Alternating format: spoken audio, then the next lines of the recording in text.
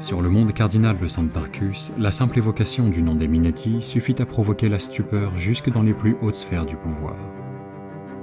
Chaque génération de cette famille a toujours été liée à l'Inquisition impériale d'une manière ou d'une autre. La présence des Minetti est un signe de mauvais augure. Si mutants et psykers sont les proies naturelles de ces inquisiteurs, leur champ d'investigation s'étend à toutes les formes de l'hérésie, et ces chasseurs de sorcières sont également connus comme des tueurs de prêtres. Récemment, Santarcus servit de théâtre à d'immenses affrontements au cours desquels Alessandro et Bianca Minetti tentèrent de déjouer les plans des émissaires de Tsinj. Mais dans le dernier acte de la tragédie que le maître du destin avait orchestré pour eux, Bianca fut emportée par une marée de démons et n'a pas été revue depuis lors.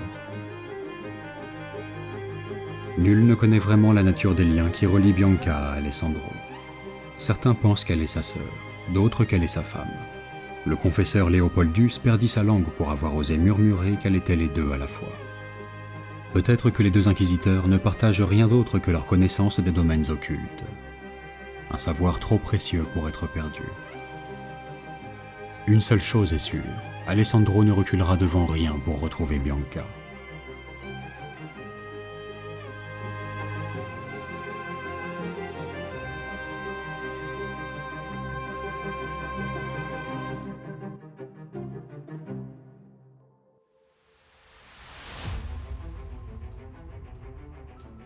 Après avoir regagné leur repère secret sur Selenia, la lune de Santarcus, Alessandro et ses acolytes purent soigner leurs blessures. Mais la convalescence fut de courte durée. L'inquisiteur savait que ses chances de retrouver Bianca s'amenuisaient à mesure que les minutes s'écoulaient. Isolé dans le calme feutré de sa bibliothèque, Alessandro se mit à déchiffrer le grimoire démoniaque jour et nuit, découvrant toutes sortes de sortilèges et invocations abjectes dans les lignes sans cesse mouvantes de ce livre. Mais il finit par y déceler un rituel qui semblait pouvoir lui permettre de rejoindre l'être de son choix, qu'il se trouve dans ce monde ou dans l'outre-monde. En respectant toutes les prescriptions du livre, même les plus incongrues, Alessandro parvint à accomplir le rituel et à faire surgir un portail démoniaque au beau milieu de son repère. Le portail flottait en lévitation au-dessus du sol et était parcouru de flammes multicolores. À la surprise d'Alessandro, l'artefact semblait doué de conscience et pouvait s'exprimer à travers tout un chœur de voix féminines différentes. Le portail se moqua de la misérable condition de mortel d'Alessandro et lui dit qu'il regretterait amèrement de l'avoir invoqué uniquement pour voir Bianca mourir sous ses yeux. Puis les remous de l'étrange liquide opalescent au centre du portail s'aplanirent pour offrir à Alessandro une vision de l'inquisitrice. Il dut contenir son émotion pour analyser l'environnement dans lequel elle se trouvait et reconnut immédiatement les étendues dévastées de Santarcus. Bianca serait donc toujours en vie, quelque part sur le monde cardinal.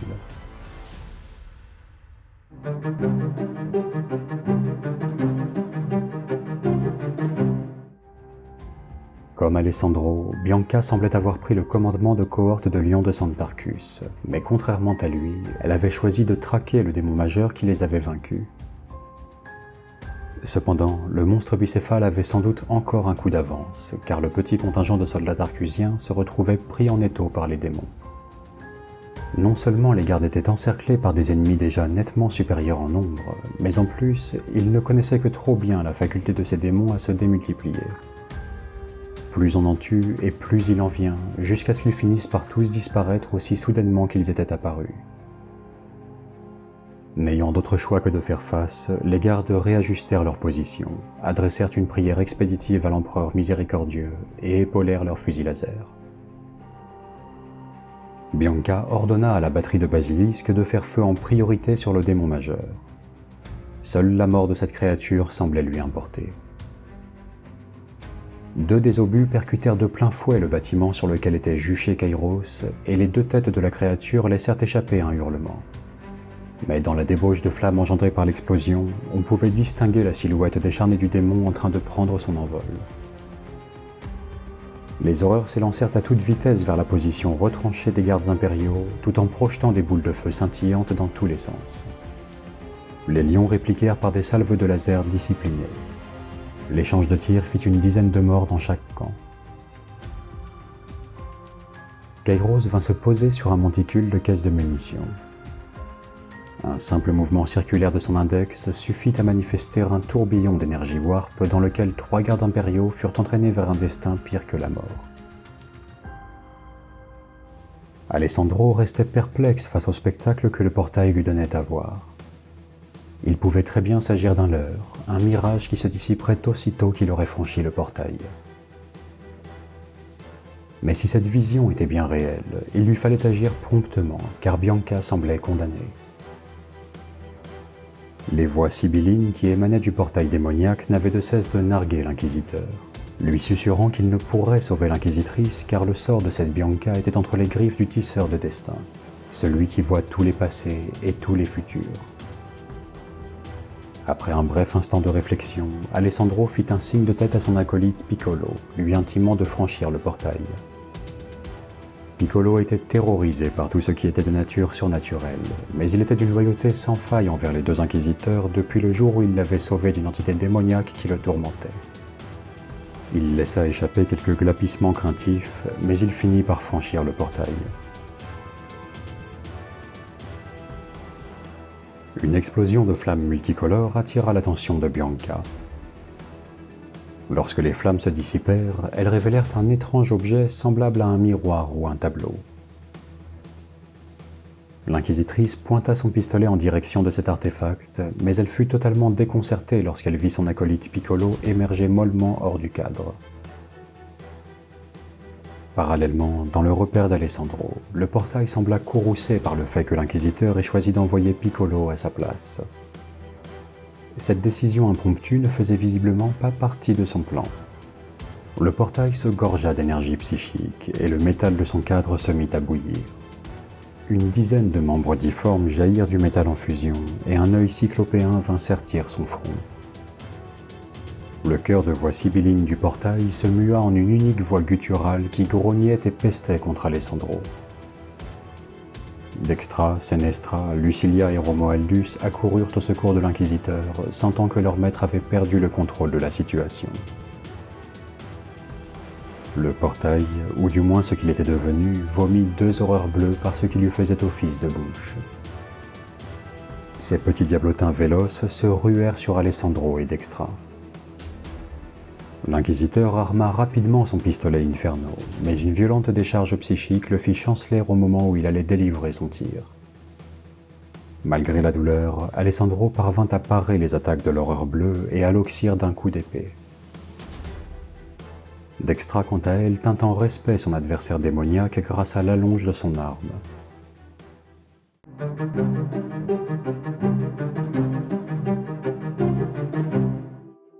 Comme un seul homme, les pilotes de sentinelle se détachèrent de la position retranchée des gardes pour aller au-devant des démons.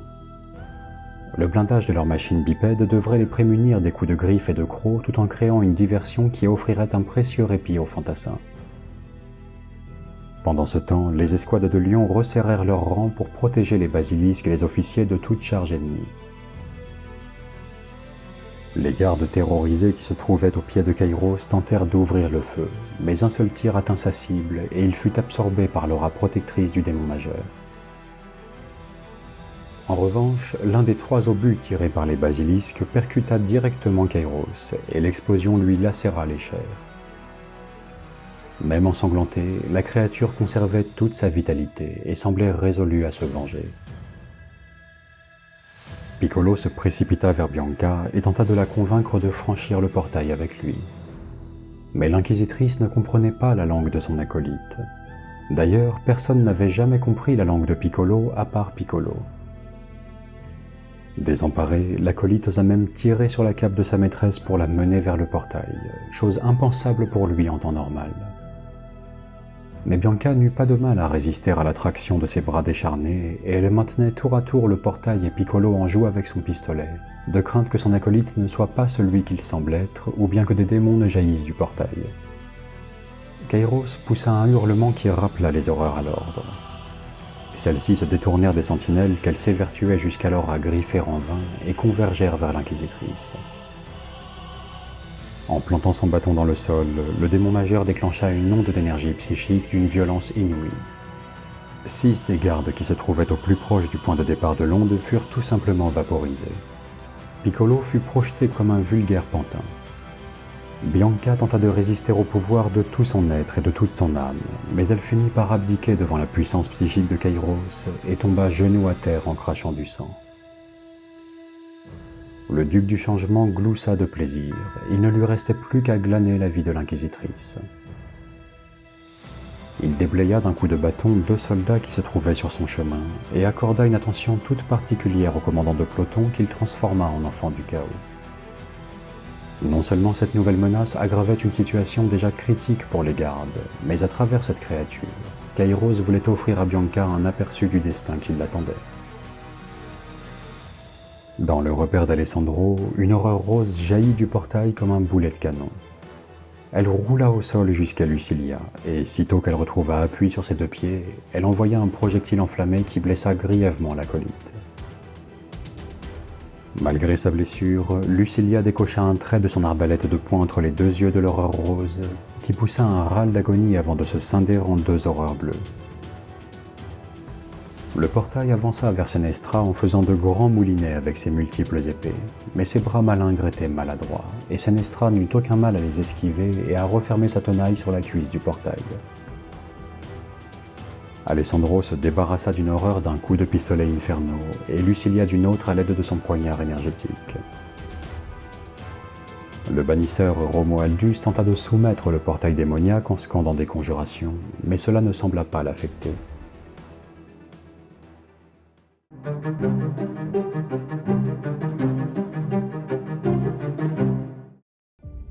Après tout le mal qu'elle s'était donné pour se venger de ce maudit vautour, Bianca venait une nouvelle fois d'assister impuissante aux ravages causés par Kairos. Le dernier assaut psychique de cette créature l'avait laissée à l'article de la mort et avait fait voler en éclats sa volonté. Agenouillée, elle observait les fleurs écarlates que formaient chacune des gouttes de son sang lorsqu'elles heurtaient le sol, et se laissait doucement envahir par la tentation de s'accorder elle-même le repos éternel plutôt que de laisser Kairos disposer de son âme. Les basilisques réajustèrent leur position pour carboniser l'ignoble enfant du chaos à l'aide de leurs lance-flammes lourds, mais cela ne suffit pas à faire taire les hurlements stridents de la créature. Kairos tenait les mortels à sa merci. Pourtant, il laissait échapper des croassements inquiets. Le démon majeur pouvait scruter tout le passé et tous les futurs, mais il était aveugle au présent. Soudainement assailli par des visions stroboscopiques d'une Bianca triomphante et auréolée de gloire, Kairos cherchait fébrilement où pouvait être la concordance entre le passé et ce possible futur. Mais le point où l'histoire basculait se situait précisément dans l'angle mort de sa perception temporelle. L'instant présent. Bianca appuya sur la gâchette de son fidèle pistolet Sonata. La balle de conception ésotérique se logea profondément dans le torse de Kairos avant de se fragmenter en libérant de la vapeur d'eau bénite. Le démon majeur se contorsionna et finit par s'effondrer sous l'effet de l'une des plus terribles douleurs qu'il avait pu ressentir à travers ses différentes incarnations. Mais ses 2 gueules hurlaient toujours. L'inquisitrice se rua vers Kairos, armée de son épée et d'une détermination renouvelée. Les gardes impériaux lui emboîtèrent le pas. Elle utilisa tout ce qui lui restait de force vitale pour bondir sur la carcasse du démon majeur et lui asséner le coup de grâce.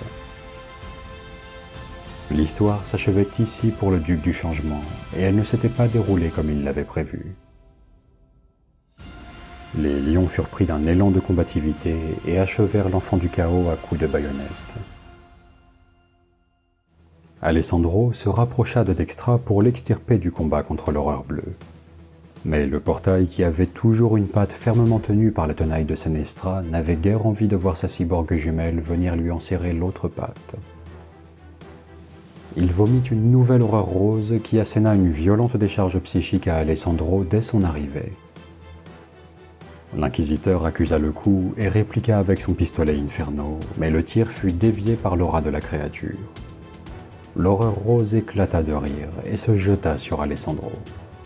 Elle s'empala sur son épée énergétique, mais elle parvint à enfoncer profondément ses griffes dans la gorge de l'inquisiteur avant de rendre l'âme, toujours hilar. Lucilia vint à bout d'une horreur bleue à coups de poignard, mais 2 minuscules flammèches animées jaillirent de sa dépouille pour la remplacer. L'urgence de la situation poussa le bannisseur à hurler ses conjurations à plein poumon, et pour la première fois, cela sembla affecter le portail qui tressaillit de douleur.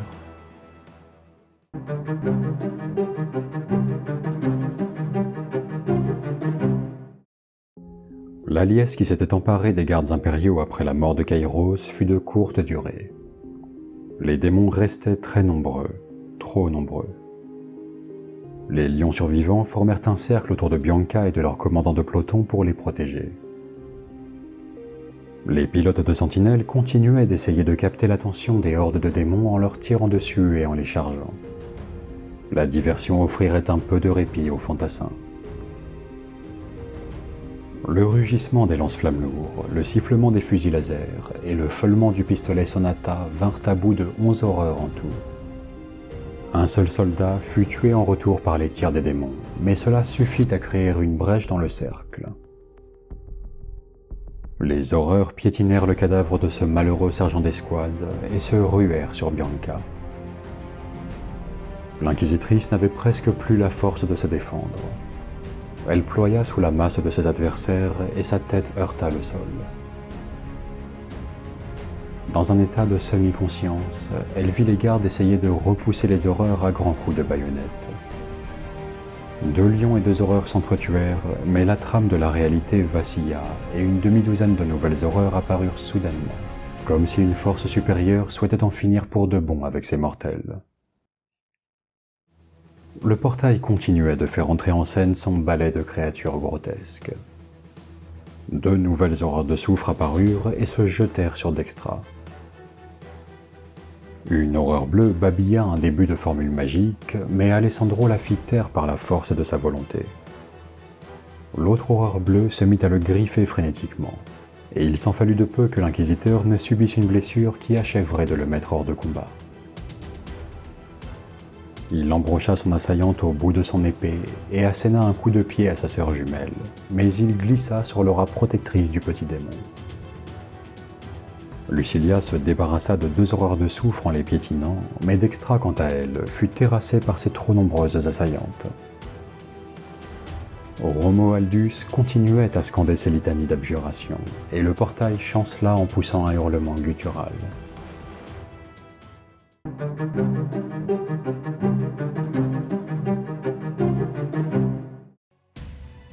L'essentiel de la bataille se concentrait désormais sur la mêlée centrale. La douzaine de gardes encore debout redoubla de courage et de vigueur pour protéger l'inquisitrice dont la vie ne tenait plus qu'à un fil. Ils oxyrent 8 horreurs en tout, mais chaque fois que l'une d'entre elles tombait, 2 se relevaient à sa place. 3 lions de Santarcus furent cloués au sol et déchiquetés par les pattes griffues de ces nouvelles arrivantes. À ce stade, l'issue de la bataille était évidente. Les sentinelles et les basilisques avaient offert un répit aux gardes en chargeant les horreurs, mais cela ne faisait que retarder l'inéluctable. 4 petites horreurs enflammées jaillirent du portail en se tenant la main et en sautillant comme le feraient d'adorables petits bambins. Mais leur faciès était figé dans une expression de fureur. 2 d'entre elles se jetèrent sur Senestra et l'autre duo s'en prit à l'inquisiteur. Alessandro essaya de se débarrasser de l'horreur bleue pour mieux s'occuper de ses nouvelles assaillantes, mais le diablotin indigo jouissait d'une chance insolente et le tir de pistolet Inferno rebondit sur son aura. L'inquisiteur parvint tout de même à faucher 2 paires d'horreurs de soufre avant qu'elles ne l'atteignent. Même si la suite inquisitoriale parvenait pour l'instant à tenir en respect ses adversaires, aucun membre n'était en mesure de porter secours à Dextra, et elle finit déchiquetée par les horreurs qui l'entouraient. Chacune des diatribes du bannisseur était comme un aiguillon avec lequel il torturait le portail démoniaque. La créature grotesque semblait paniquer. Elle fit tomber une pluie de coups d'épée sur Senestra que la cyborg eut le plus grand mal à esquiver. Romualdus asséna conjuration sur conjuration au démon jusqu'à ce qu'il abdique devant la puissance de sa foi. Le portail poussa un ultime hurlement de douleur, et ses attributs organiques se résorbèrent jusqu'à ce qu'il reprenne sa forme initiale. Les horreurs qu'il avait invoquées se dissipèrent aussitôt en brume colorée. L'inquisiteur et ses acolytes purent reprendre leur souffle. Le portail avait retrouvé ses voix douces et sibyllines. Il dit à l'inquisiteur qu'il avait mérité de connaître le destin de Bianca. Alessandro et ses acolytes arrivèrent au beau milieu du carnage qui avait eu lieu sur Santarcus. L'inquisiteur n'avait que quelques secondes pour décrypter la situation. Où était-elle? Soudain, il la vit, allongée et maculée de sang. Alessandro et sa suite, pourtant très éprouvés, retrouvèrent un élan de vitalité. Ils se battirent comme jamais ils ne s'étaient battus, traçant leur sillage vers Bianca en abattant une douzaine de démons.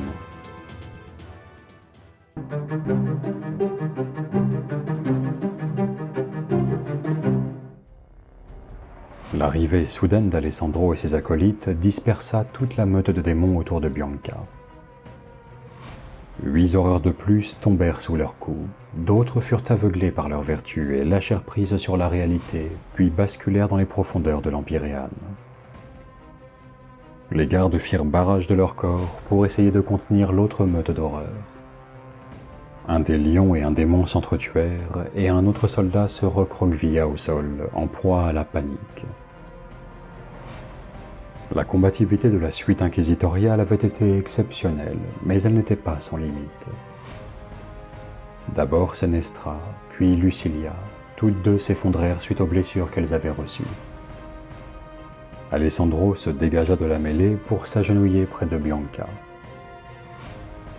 Elle n'était pas encore morte, c'était tout ce qui comptait pour l'heure. À l'insu des impériaux qui étaient trop occupés à se battre, 4 horreurs roses apparurent soudainement près du portail, comme si la réalité cédait à un caprice cosmique.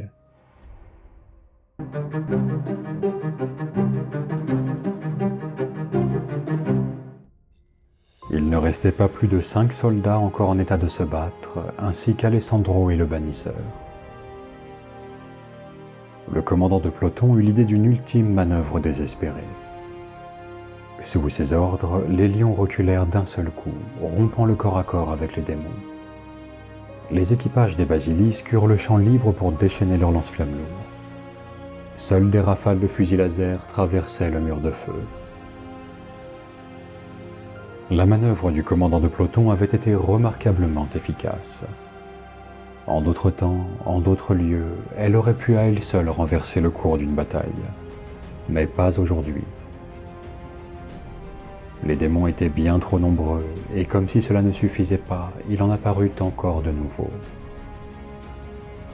La horde avança comme une vague inexorable.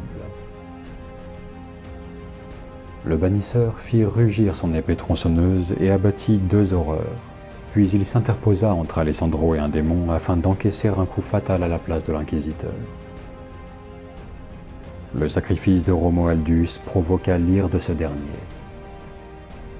Il se releva et déchaîna sur les démons toute la violence dont il était encore capable. Le portail, pourtant si proche, lui paraissait si loin. Alessandro réalisait qu'il n'avait plus aucune chance d'y ramener Bianca. L'inquisiteur se battit comme s'il pouvait à lui seul vider tous les enfers de tous leurs démons.